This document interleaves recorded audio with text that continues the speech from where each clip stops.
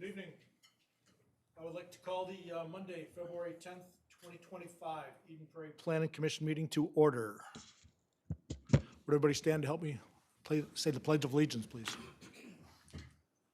I pledge allegiance to the flag of the United States of America and to the republic for which it stands, one nation, under God, indivisible, with liberty and justice for all. Thank you. Okay, the first item on the agenda is our approval of the agenda. Commissioners, does anybody have any comments on tonight's agenda? If not, I'll entertain a motion. Motion to approve the agenda. Thank you, Commissioner Taylor. A second? Second. Thank you, Commissioner Grody. All in favor, say aye. Aye. Opposed? Anybody abstain? Motion passes. Thank you. Next item on the agenda is the approval of the minutes from the January 27th, 2025 meeting that we had. Anybody have any comments on our minutes from that last meeting? I'll move to approve the minutes from the last meeting. Thank you, Commissioner Duncan. Do I have a second? Second. Second from Commissioner Kirk. All in favor, say aye. Aye. Opposed? Abstain. Abstain by Commissioner Grody. Thank you. All right, we have two public hearings on the agenda today. We'll tackle the first one here. It's a variance number 202502BOA at 9030 High Point Circle. It's a request to allow a deck that is 17 feet from the rear property line in the RM 6.5 zoning district. City code requires a 20-foot setback. If the applicant is here and would like to say a few words, welcome to the podium. Please state your name and address. I'm Jason Tarleton, homeowner 9030 High Point Circle. Thank you. And we're requesting a variance to build a standard size deck. He currently has a deck that is unique to the setback of the property. There used to be an outlot behind his property line that he was kind of unaware of when he moved in 2009. It's been, from what I can tell, gone since 2001. So as a deck builder, when I came there to give him an estimate, we thought we could build a standard size deck. Turned out we were wrong. So we're not building anything massive. We're just trying to build something that is conducive to actually utilizing the deck. It right now is a very irregular shape. Can't really fit a patio table on it. Can fit a cafe table on it, but that is about it. So yes, we are asking for a variance to build into that setback about 3.5 feet. Okay. And I do have, Jeremy, I have no idea how to run this. Okay. Forgive me, I haven't done a PowerPoint since I was in college. And that was No worries, just a couple of years then, right? Yeah, just a couple of years ago. So there's what we're trying to build. The gray lines is his existing deck. The deck actually used to go further all to the corner of his house until they resided recently. Well, I shouldn't say recently, a couple of years ago. Yep. So we're actually making it shorter than its longest depth at the current moment, but it does follow the 20-foot setback. So you can see the area that we were trying to build into. Here's a property or a picture of his property. The property line on the right there, that shows where I kind of assumed his property was, given the meter and big shrubbery that looks like what would be a standard edge of property. There's just another picture that shows the easement line. Is that right? Is it Setback line. Setback line. Thank you. So that's where the 20 feet would be from the outlot, which again, the outlot is something that he's been maintaining since he's moved in. There hasn't been a trail there. Realistically, looks like part of his backyard, which there's a GIS with my drawing on it. Shows the 17-foot corner that's kind of in play here. And then here's a picture of his existing deck and his backyard, which you can see he has like a good tree buffer between the neighbors that, again, kind of makes for not being a city planner. If I just walked in his backyard, I would assume it was his backyard. So given that that setback is the 20 feet from the outlot and not what normally looks like his back or the edge of his property line, that is why we are asking for a variance. All right. Thank you very much for your presentation. We appreciate it. I'll let you know if we have any questions. Commissioners, do you have any questions of the applicant or the builder at this point in time? Seeing none, okay. Planner Barnhart, would you like to take us through the staff report? You gentlemen can be seated for a moment. Thank you. Yeah, thank you, Chair, Commissioners. As the applicant noted, we're here for a variance from the rear yard setback. The rear yard required setback is 20 feet. They're asking for 17 feet at the closest location, so an encroachment of 3 inches, or 3 feet, pardon me.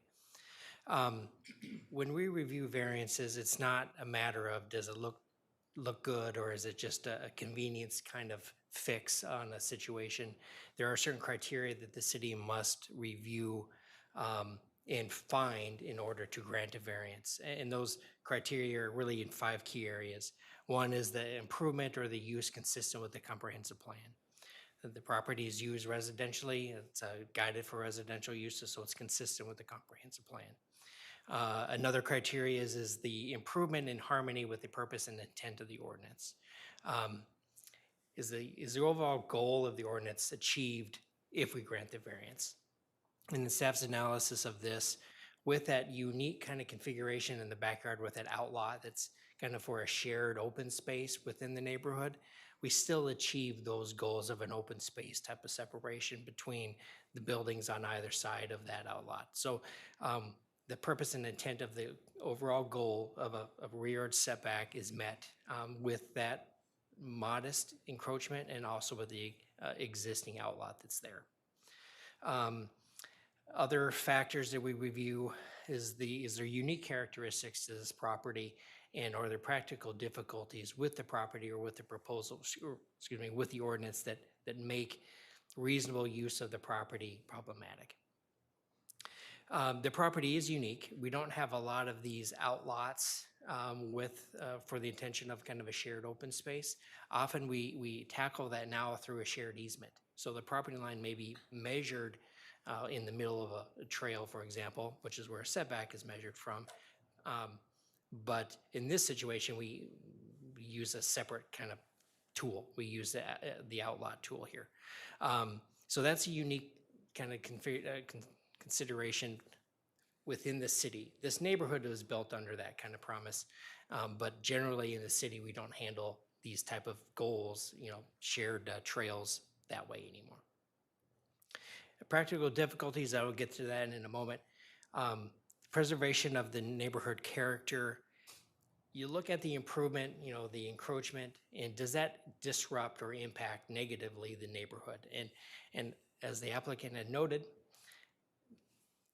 the rear yard line or the rear property line is somewhat hidden. I mean, not formally, but it appears that the backyard kind of goes and then encroaches into the next door neighbor's backyard. So I think it's hard to make the justification that the impact will have any impact on the neighborhood character because the people that live within the neighborhood have some, I don't want to use the word confusion, but some discrepancy in where the property line is. So I think it blends all well together within that established neighborhood. And then lastly, we look at is the improvement a reasonable use for the property. And the applicant is proposing a modest sized deck. It's not a gargantuan sized deck. It's a modest sized deck that's square, so it's more efficient, and it's a relatively minor encroachment into the rear yard setback. So we believe that from a staff perspective, it's a reasonable use, a reasonable improvement on the property. Circling back to the practical difficulties, that's often the thing that differentiate. Thank you. Skip that word. What is convenience and what is a practical difficulty? And you try to kind of take a look at that with the scope of the improvement. Yes, the deck could shift to the side to kind of create more space.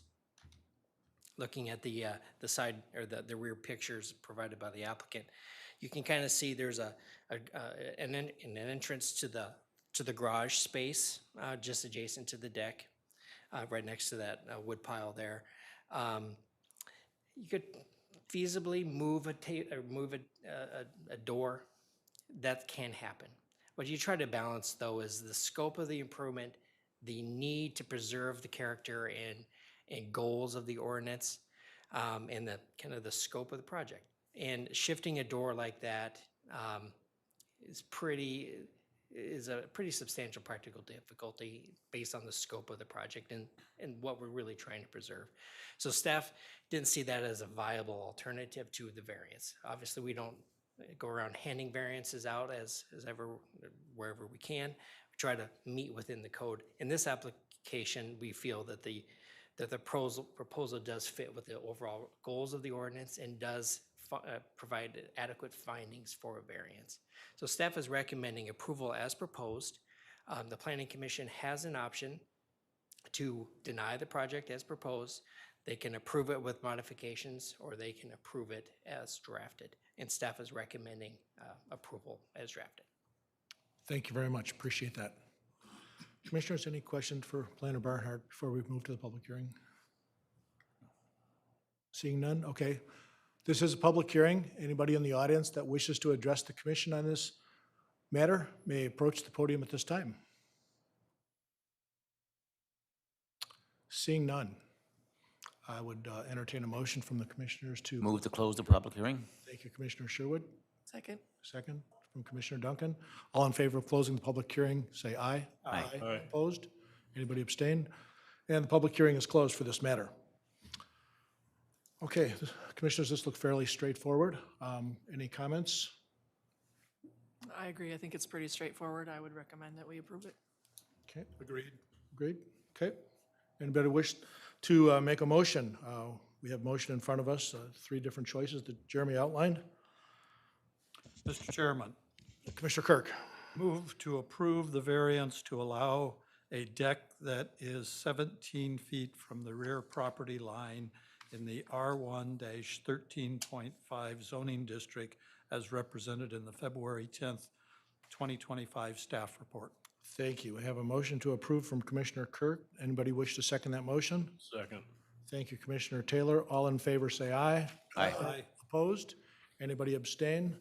Motion passes. Congratulations. Get your variance. All right, we have our second public hearing now. It's for the Highway 5 Business Center. It's a request for zoning district change from I General to Flex Service on 3.98 acres, a site plan review on 3.98 acres, and a preliminary plat combining several tracts into one lot on 3.98 acres. Is the applicant here? Would you like to give us a short presentation? Please address the podium and give us your name and your company. Hello, everyone. My name is Evan Matson. My address is 5800 American Boulevard West. Excited to be here today representing the applicant. Thank you. It should work. Okay. Am I going to be able to hit next on the slides? Yeah, it should work. Awesome. Okay. So I'm here to talk to you about Highway 5 Business Center. It's a new development that we are proposing and are excited to present today. But before we do that, a little bit about Endeavor, the applicant. We are a local developer. We were founded in 2019. We've had a lot of projects throughout the metropolitan area, as well as Iowa and Des Moines. We were here recently for another project, Nexus at Opus Park. So if you've seen me in the crowd before, I'm now excited to be up in front of you. To summarize and highlight what we're here today to discuss, we acquired a property from MnDOT in September of 2024. This was formerly right-of-way property. MnDOT acquired the property while they were developing Highway 5 and the 212 exchange there. So that happened around 1998, and MnDOT has owned it since then. We're proposing to develop a new 51,966,000 square foot modern business center. We're excited about the project, the size of it. It's a speculative project at this point. We are requesting a rezoned flex service. After the property was acquired from MnDOT, it was right away, and then it defaulted back to iGen, which was the former zoning. We are rezoning to flex service to make it consistent with the Aspire 2040 plan. And then because we acquired it from MnDOT, we are proposing to plat the property because it was formerly right away and does not have a platting right now. So here is the project location. It's a 3.9 acre site. It's currently zoned as iGen, which was the former zoning for the property. There used to be 2 smaller industrial buildings on the site, as well as a temporary concrete plant that really comprised of the property. But for the past 20 years, it was right away. And as I mentioned previously, we're proposing to rezone it to flex service, which is a newer zoning type. You can see in the upper right-hand corner of that image, that whole area is guided for flex service. So here is our site plan. It's a 51,000 square foot, single entrance building. There's a lot of, you can't see it on this plan, but there's topography, which is why we moved a bunch of items around and really settled in on this site plan to maximize our coverage as well as create the best product overall for prospective tenants in the area. Our ponding is on the east and the primary entrance is on the west. Here are the elevations for the project. It features 3 complementary paint tones, a cream, a tan, as well as a charcoal color. There is a stone veneer. You can see the stone columns that accent the facade, as well as glazing and metals that are of bronze finish. Here is a rendering from the west. This is a similar project. You may have seen these images in the past, but this design here for our property was inspired in part by these images here, and we really feel like these do a nice job of characterizing the finish. As you can see, it's a different design with multiple entrances on this property, and our property only feature 1 entrance, but it gives you a good understanding of the end finish of the property. These are interior images. As I mentioned, it's a speculative project at this point, so there's not a tenant in hand, but this is character images of what we would anticipate once the building has a tenant. And to summarize, we are requesting a rezone to flex service. The flex service zoning is consistent with the comprehensive plan. Our preliminary plat is requested because the property was reclaimed from MnDOT and is not currently platted. And we're looking to transform the property that's now vacant into a modern business center, and we're excited about that and what it's going to bring to the city of Eden Prairie. So with that, I'd welcome any questions. Thank you, Evan. Before I ask the other commissioners, just a really quick one for me. The last time you guys were in, I think it was up in North Eden Prairie. Yeah. You designed the building high enough to accommodate a potential future mezzanine. Yeah, Same thing here, and if so, what would you do with the parking? I'm excited about that question. I almost brought it up in the presentation because I knew it was coming. At this point, it's designed to accommodate a mezzanine, similar to our other project, the speculative portion of it. At this time, we're not sure if we would necessarily need that because we're not sure who the end user would be. We've identified a couple of areas on the site that are proof of parking areas now, but could be built out to accommodate the variety of different office versus warehouse uses. So we feel like we have the capabilities to accommodate that if that were to be of interest to a prospective tenant, but at this time, we don't have any plans to. Okay, thank you. Commissioners, any questions of the applicant at this point in time? Got a question, Commissioner. Commissioner Taylor? So do you anticipate when you decide to rent it out or lease it out? Yeah. To being one business or 2, or Yeah. what's your thoughts? Yeah, so if I could share the screen again. The elevation on the west really lends it to being a single tenant building. We feel like the size of the building at 50,000 square feet, it's really a good size for users in this market and in a space that'll be really sought after. So it would be most likely a single tenant, but until it's leased up, it's hard to exactly say. But. Okay, thank you. Okay, thanks a lot. Yeah. Appreciate that. Mr. Barnhart, would you take us through the staff report, please? Sure, Chair, Commissioners, just briefly, as Evan shared, looking for site plan and preliminary plat approval for about a 52,000 square foot building. No tenant has been identified yet. The building is basically identical to, but smaller than the Nexus 2 building that was just approved last month and the Nexus 1 building that was reviewed last summer. This building and site was designed with the goal of not requiring any waivers, and they were successful in doing that. The building meets the required setbacks, required number of parking spaces, required landscaping, materials, all of those standards that are included in our flex service zoning district are met with this project. Should note that this is our first flex service zone that we're creating. We created the zoning district last summer or summer before. This will be the first project that incorporates that standard. This building being on Highway 5 does have the luxury of being, of having commercial, as a commercial use in it. So there's a wider range of uses available for this building rather than just industrial.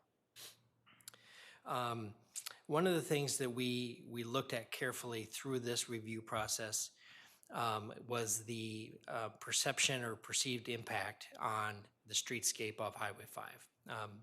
While the building does meet the setbacks on all four sides, it's surrounded on all four sides by streets, it will be a very visually prominent building. We want to make sure that the Planning Commission and the public understand that there's going to be a change in the character in that area. The trees will be removed and this relatively tall building will be placed there.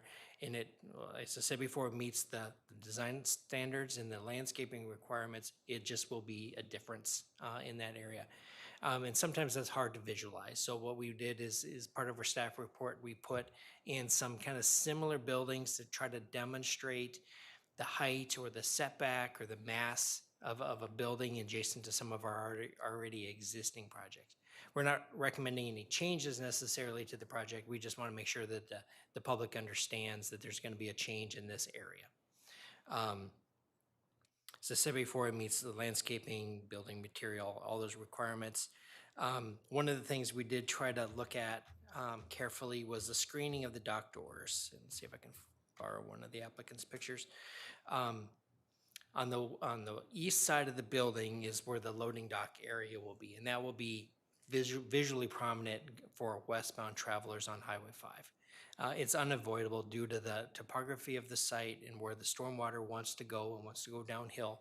So the infiltration basin will be on the extreme east portion of the property. There will be a retaining wall, and then there'll be the roof, or excuse me, there will be the loading parking area, and that will be visually observable. The applicant recognizing that issue or that concern has attempted to provide a landscaping plan that minimizes or blunts that impact as much as practical. There'll be some trees along the infiltration basin, and then there'll be larger, there'll be a mix of trees at the kind of southeast corner of the building near that retaining wall. And those trees will be the larger of the options that the applicant has proposed here to try to get some immediate buffer, immediate separation there. So recognizing that that might be a comment, we tried to address that through the site plan review process. Parking, as the applicant mentioned, we don't necessarily know yet what the use will be. So we are anticipating a mix of office and warehousing uses. Excuse me, depending on what that use configuration is or distribution, we'll have to analyze the parking for that use when that interior building permit comes in. But the applicant has identified the parking based on what they believe that the likely use distribution will be. So that does meet the code requirements, and we'll continue to review any changes as they come through in terms of internal tenant space lease outs. Staff is recommending approval of the project as proposed. I stand ready for any questions. Thank you, Jeremy. Appreciate that. Commissioners, questions of the planner at this point in time? I just have a couple quick ones, Jeremy. On the preliminary plat, or all the site plans for that matter, apparently the property line is set back quite a ways from both Venture Lane and Wallace Road, differing from the other side of Venture Road and Wallace Road. Why is the right-of-way not symmetrical and really burdening this site more than the opposite side of the road? The the developer is proposing to develop what they purchased from MinDOT. So that's where the boundary line was when MinDOT owned the property. We have not explored vacating or adjusting Venture Lane, that right-of-way there, because the Venture Lane right-of-way is our right-of-way. Is that what your questioning is? Yeah, it seems excessive in terms of city standards, and I didn't know if there was some plan to expand both of those roads, or if it was just, if it's just historical. I didn't know if there was going to be an effort to try and capture some usable portion of the property back and lose some right-of-way if that's warranted or not. We have not proposed, removing or vacating portions of the right-of-way. However, we did recognize that that right-of-way is wider than in other areas. So along Venture Lane, the easement, typically we have a 10-foot easement adjacent to public rights-of-way, and that's for small utilities, water, sewer utilities that may need portions outside of the right-of-way. In that situation where we normally require 10 feet, we reduce that to 5 feet to provide a little bit more space for landscaping and recognizing that we don't need all that space. Okay, all right, great. And usually on a site plan review, we'll get a site lighting plan with site photometrics. We didn't this time. Just in the staff report, we saw something about a couple light poles on the western parking lot for cars, but then there'd be wall packs, wall-mounted lights around the other three sides. Yes. Okay, so yep. You were talking about the views coming westbound Highway 5 towards that loading dock area. I'm just concerned that if they're trying to throw light out from the top of the wall to cover that entire 120-foot loading dock, those wall lights might provide some glare for oncoming traffic on westbound 5. Is that a concern of anybody's? It wasn't first, let me apologize for not providing the photometric plan. We did receive one as part of our review, and that's one of the things that we review to make sure that the photometric plan meets the requirement, which basically states that there can be measurable lights beyond the property line. Right. Measurable light is different than glare or the ability to see the light, and so that's something that we can certainly put into the development agreement in terms of glare, because the roadbed, at least portions of Highway 5, is higher than the parking lot level. Right. We can certainly do that, and with your comment, I can certainly add that to the development agreement. But the photometric plan wouldn't necessarily illustrate the potential for glare there either. So that's why we're comfortable with the photometric plan, but we could put some additional protection in the development agreement. Thank you for that. Appreciate that. Commissioners, any more questions of planner? Got a question. Yep. So, Commissioner Taylor. Jeremy, from a sustainability standpoint, I saw in the briefing that there was plans for future solar panel to be installed, or will they be installed at the beginning or during the construction for solar panel energy? Sure. Chair, Commissioners, my understanding is that the applicant, and they can certainly speak to this, is they design their buildings for that potential should their tenants want that, but they don't usually start off with adding the solar panels. There are, I believe, some EV-ready kind of conduit that's being placed for the potential tenants, but from a solar power perspective, they're just providing the accommodation for that. They're not doing it initially. Okay. This is a public hearing. If anybody in the audience wishes to address the commission, please step forward now. Seeing none, I'll take a motion from Commissioner to close the public hearing. So moved. Thank you, Commissioner Grody, and a second from Commissioner Duncan, I heard. All in favor of closing the public hearing, say aye. Aye. Opposed? Abstain? Public hearing is closed. Commissioners, what do you think about this project? Commissioner Grody. How old is our standard that allows for 2 EV charging stations in this size parking area? And does that have to be increased at some point in the near future? Seems to me we have a lot more EVs driving around town than we used to.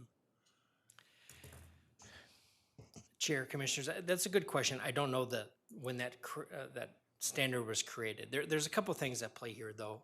One, we have a requirement when there's a PUD that there's a minimum amount of spaces. I think it's a percentage. And in this situation, the applicant is electing to provide some, it's not a requirement. I don't know when that standard originally started, but my understanding is, and this goes with all businesses, is that they can elect to add more EV charging stalls as their needs warrant. So there's no prohibition against that. There's a minor site plan process that we look at, make sure that the transformers and things like that meet, but they can certainly add more, but I don't have a requirement for additional. I was just curious about the history. Sure. Thank you. Commissioner Silverline. Jimmy, I have a question. I drove out there on Sunday and I noticed that only way in and out is either through Venture Lane or through Martin Drive up through Mitchell Road, especially when they exit. So seeing the loading dock is on the east side of the building, do you anticipate most of those big semi-trucks entering and exiting through Mitchell Road as opposed to Venture Lane? I think, I don't know if our traffic study went into that level of detail, but I'm looking at the city engineer and perhaps he can answer any questions. It didn't go into that level of detail to analyze percents of trucks, but it did distribute the trips, basically 50-50, 50% going west to Venture over to Highway 5 to that signal, and then 50% going to Martin or Wallace, and then it splits again there too. I would anticipate it's gonna go over, just like the breakdown, 5-10% of those vehicles are probably trucks and they're gonna go in that distribution. So, 20% of them might go all the way to Mitchell. But the majority are probably gonna get on 5 or 212 going one of those two directions from Wallace, so. Thank you. Just following up on Commissioner Grody's question about EV, could you remind our commission about the different levels of preparedness that we have in our ordinance for EV? Or is that not just tumbling off the tip of your tongue? I was not sure that there would be a quiz. I'm sorry. I'm sorry. But I do recall that there's EV ready, and then, again, I forget the other phrase, but I know that there's different levels of preparedness. There is, and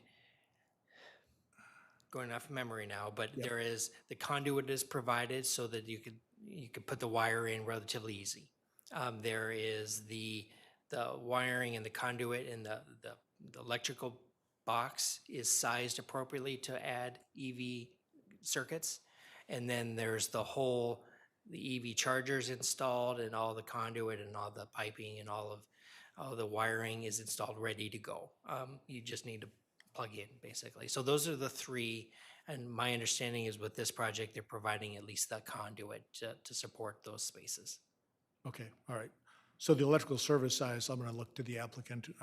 The electrical service size has not been taken into account to provide power in the future if someone does request EV charging stations?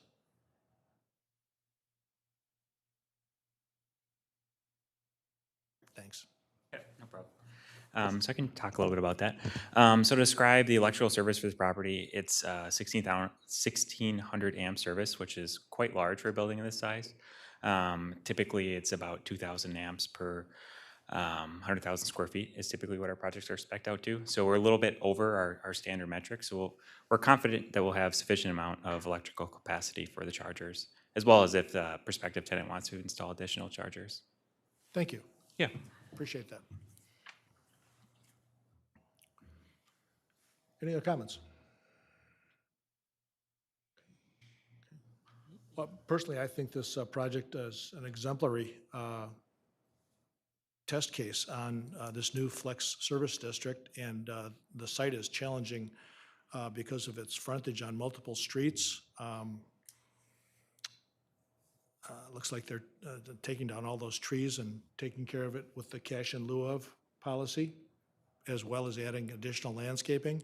The four-sided architecture was, for a project like this, is almost unheard of. So I think they did an excellent job with the design, as well as staying away from any variances. So I support this project wholeheartedly.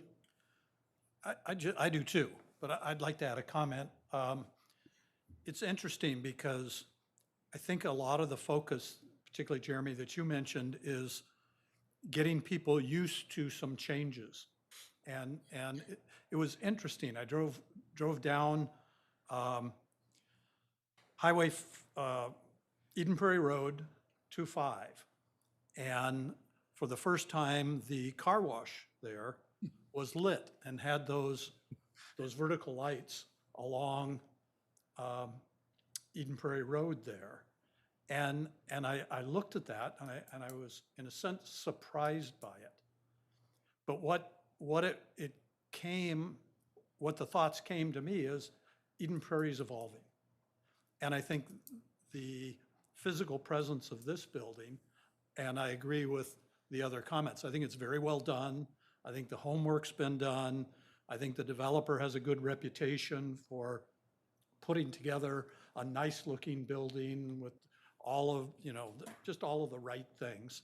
And I think the forethought that was put into it by your department, Jeremy, to look at comparative buildings around Eden Prairie. And frankly, there might need to be a little bit for all of us to reference that homework, saying Eden Prairie is changing a little bit. But, that's the evolution of the city. And I think this location is a very logical location to have that evolution occur. So I'm, like my colleagues here, I'm very supportive of the project, and I think the right kind of homework has been done so that it will be a good addition to the community, even though it may raise some eyebrows the first time people see it. Thank you, Commissioner Kirk. Commissioner Grody? Have we heard anything from any of the residential neighborhoods to the west? Chair, Commissioners, no, we received no written comment for or against the project. And the mailing distribution list did go into that neighborhood to the west there. Yeah. And the prop shop's not going to object, I don't think. We did not receive anything from them.